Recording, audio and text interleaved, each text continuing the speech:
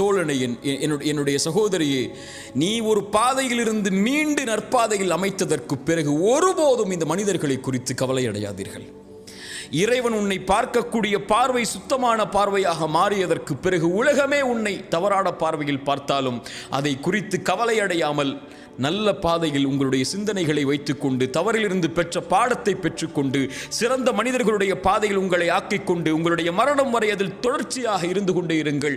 ஒருபோதும் கடந்த காலத்துடைய பாவங்கள் உங்களை கவலையடைய செய்ய வேண்டாம். அதற்கு அவசியமில்லை. வாழப்போகின்ற வாழ்க்கை கொஞ்ச காலம். இந்த உலகத்தில் நீங்கள் மரணித்ததற்கு பிறகு இந்த மனிதர்கள் மறந்து விடுவார்கள். 100 ஆண்டுகளுக்கு பிறகு நீங்கள் வாழ்ந்த அடையாளமே இருக்காது. 200 ஆண்டுகளுக்கு பிறகு நீங்கள் வாழ்ந்த சரித்திரமே இருக்காது. இப்படி உலகமே உங்களை விடும் போது நீங்கள் ஏன் கடந்த கால பாவத்தை நினைத்து எதிர்காலத்தை அழித்துக் கொண்டிருக்கிறீர்கள்?